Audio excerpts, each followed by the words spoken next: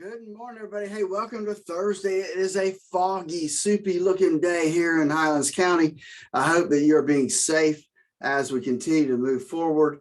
It is Jobs Thursday. We'll talk about jobs and unemployment here in just a few minutes with Dave.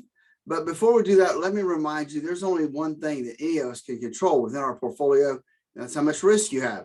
So if you don't know what your risk number is and how that can affect your retirement, give us a call at 863-382-0037 to walk through our financial design program, which will help you retire the way you dreamed of.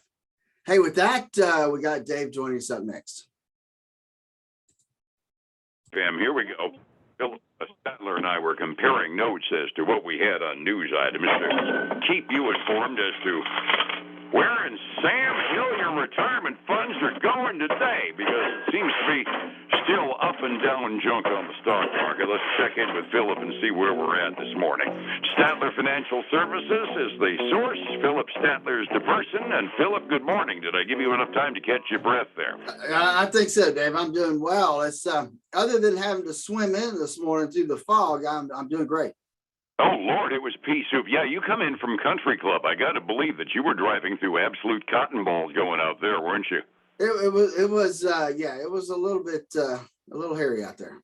I honestly expected to hear you coming from home this morning, because it's bad enough out here on 27 where we don't have a lot of moisture nearby. Going by the hammock, I just got to assume it's thick. It hasn't lifted yet, but it's getting a little bit thinner out here on 27. So our advice to everybody is please leave your low beams on until you get to wherever you're going today. Looking back at yesterday, as far as the markets are concerned, it almost looked like a routine day on the blue chips. Dow was up by 35.5. Standard & Poor's was up by 14.5. NASDAQ still considers continuing a little bit better recovery rate, but then again, they got hit harder earlier in the month, too. It was up 100 points yesterday. Happy days are here again, or we got more bumps to put up with? What do you think? Well, today it looks like maybe we're going to give a little back. At least at the start of the day, that's what it's looking like. So we'll have to look and see if it's a buying opportunity or if it finishes the week in this red ink.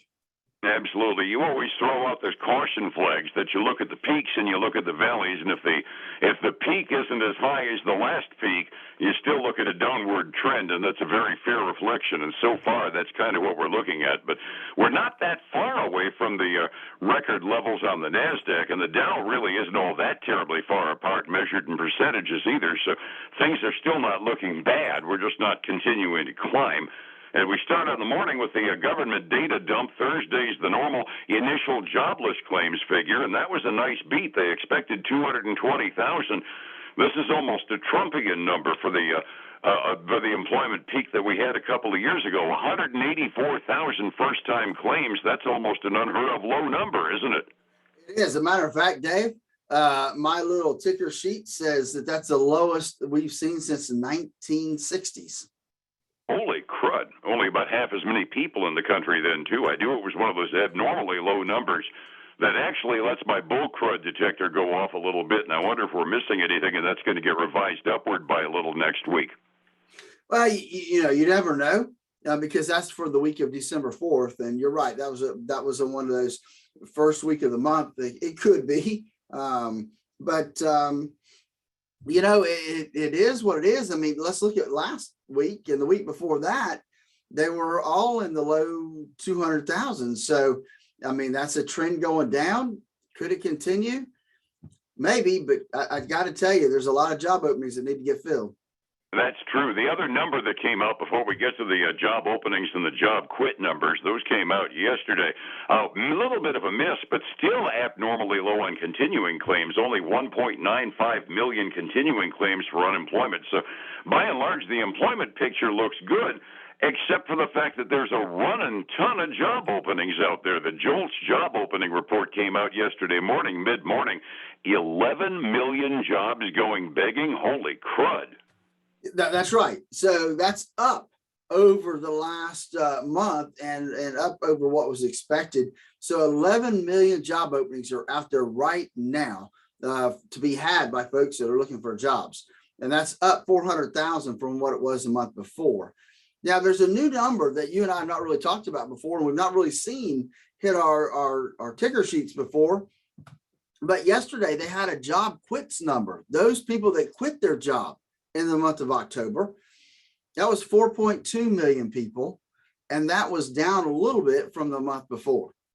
Now, it doesn't say whether that's leaving the workforce or changing jobs. And as you say, we really don't have a long-term frame of reference for it. But I was just doing the math while we were on the phone before we went on the air, that if I compare it to the number of people going on unemployment, that's like double and triple the job change rate from the unemployment figures. So it's got to be an abnormally high number of people quitting their jobs during a month.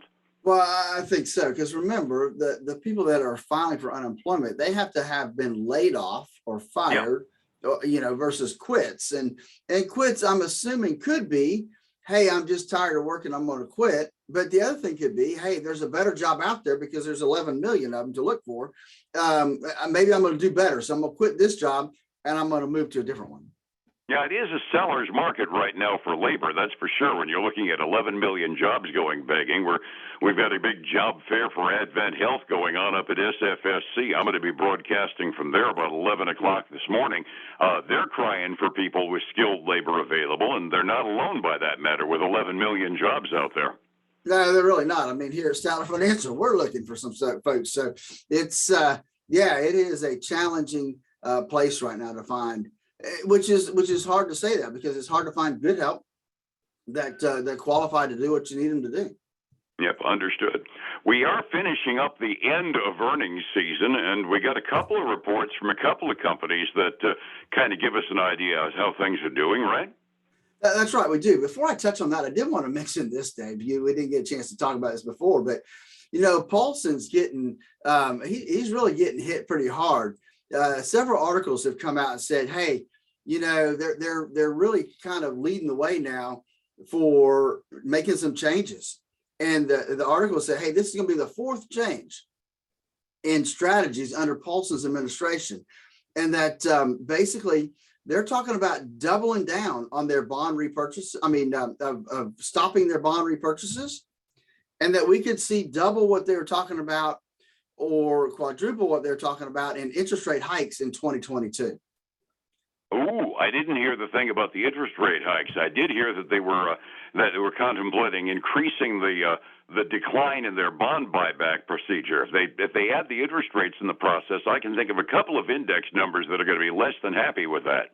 That's right. That's going to be. I just saw the headline. I didn't read deep down into the article, but it'll be the fourth change that we will have seen. And there's some strategies that basically say, can we really trust what the Fed tells us?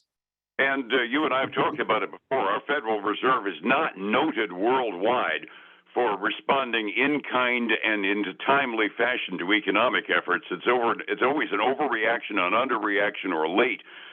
So when they start going herky-jerky on their plans, you start getting nervous. Yeah, you really do. You wish that they were there and they were stable and true, and you could rely on their expertise. And instead we get this wishy-washy, well, we're going to try this for a while. And I just think things could have probably been done different. Coherency would be nice. One other news item before we get to the individual issues and the individual reports that came out this morning. Just it's on the horizon. The markets are not reacting much, but that big Chinese real estate trust firm Evergrande actually did default on a big interest payment as of this morning. In other words, one of the biggest real estate trusts in the world, as a matter of fact, is in some deep doo-doo. Nobody really is overreacting worldwide to it at the moment, and you and I both were on the phone thinking it's probably because we're assuming the Chinese government won't allow that to happen, and there hasn't been much of a reaction yet. But if it does and the company goes toes up, it could be a little bit of a ripple effect around the world. It definitely will be. It definitely will be. Even if China, comes in and steps in, just the fact that they could fail will be an issue. Yeah, there's a big issue in the Chinese economy because real estate investments for the Chinese people are very much what our stock investments are to us. Our rank and file Joe Sixpack on the street watches the Dow and the S&P. Over in China, rank and file Joe Sixpack on the street watches the price of real estate because that's what they use for their consumer investment mechanisms. Exactly. So, hey, we do have a couple earnings today, Dave. Let's look at the first one. I don't think this is really an earnings. This is some guidance that was issued by CVS Health. They've changed your guidance to a profit of $8.10 to $8.30 for the year. That's basically in line with the $8.24 that's expected. Revenue's better than expected. They did raise their 2021 outlook. And so because of all those revisions, they're trading up almost 3% this morning. Yeah, they're having a big run on the pre-market. They also announced an increase in their stock buyback program, which never hurts the price level, does it? No, it really doesn't. I have a staple here, and that's Hormel Foods. They came out, they beat by a penny a share, revenue top forecast. They saw double-digit growth across all its business segments this last quarter. And so they're trading up about 0.5% this morning, which is good for them. Let's talk about RH, which is Restoration Hardware Holding Company. They had a good quarter. They beat by 40 cents a share, came in at like $7.03. Revenue beat forecast, and they're benefiting from that greatly, up 8.3% this morning. Now, of course, we got all Mary's so far. No. We gotta close it out with a little red ink here. So we got Rent the Runway. That's the kind of like Stitch Fix was yesterday. They're a subscription service for that kind of stuff, renting dresses. They had a wider than expected loss. Subscriber numbers did not come in where they needed to be. They were expecting them to come back to pre-pandemic levels, and they haven't. The good news is that their sales were up 66% from the same quarter last year. So that was some good news there, but not enough good news. They're trading down 10% this morning. Ooh. Yep. It'll be a new 52-week low. That explains that double-digit number I saw on my loser list this morning. Yeah. Resetting the table, it was a decent up day yesterday to all the major indexes, and I'm kind of picking up a rhythm here. What goes up always goes down sooner or later, 45 minutes before we open. What are we looking at, Phillip? So right now we got a lot of red ink. Actually, we got all red ink, Dave. We got the Dow down 0.4%. We got the S&P 500 down 1/3%. Nasdaq's also right at 1/3%. Small caps, the biggest loser today, down about 0.8 right now. Even the commodity side is trading down today, Dave. Silver's down 2.5. Oh my gosh, down to $21.86 an ounce. We got gold down 0.5% to $1,777 an ounce. Crude oil is down 1.3% today to $71.41 a barrel. I think that's a little bit less than it was yesterday at this time, but the same general zip code for crude oil. That's a little bit of that up and down during the day cycle, I think, on oil. What do you think? Yeah, I think so. I think it just keeps, traders are always trading it. Yep, pretty close. Asian rim markets overseas mostly up off of a good day for us yesterday. They closed at 6 a.m. That's when we started a downtrend. So the European markets are off between 3 and 4/10 midway through their day, mostly being driven by our futures market. Up, down, sideways, which direction the market goes. If you're worried about that day by day, you probably have your retirement funds misallocated and probably need help. How do I find you to take the risk on a day by day out of the day by day on my retirement funds, Phillip? Dave, to get some stability, we've designed our core retirement design to help folks design the retirement they always dreamed of. Give us a call at 863-382-0037. Check out our website at statlerfinancial.com, and then join us this weekend for the Statler Financial Radio Show, 6 a.m. and noon on Saturday, 10 a.m. Sunday morning on Highlands News Talk 730 and on 95.3 FM. I appreciate you, and back here again tomorrow morning on Light FM. Phillip, thank you so much. We'll see you then. All right, man. Have a great day. Thank you. It's 105.7 Light FM and Statler Financial Services, Phillip Statler. Hey, folks, it is just that. At the core of your retirement is income and risk. That's why we developed our core retirement design to help you design the retirement you always dreamed of. To get started, it's simple. Give us a call at 863-382-0037. Hey, have a great day. Be safe, and I'll talk to you again tomorrow. Bye now.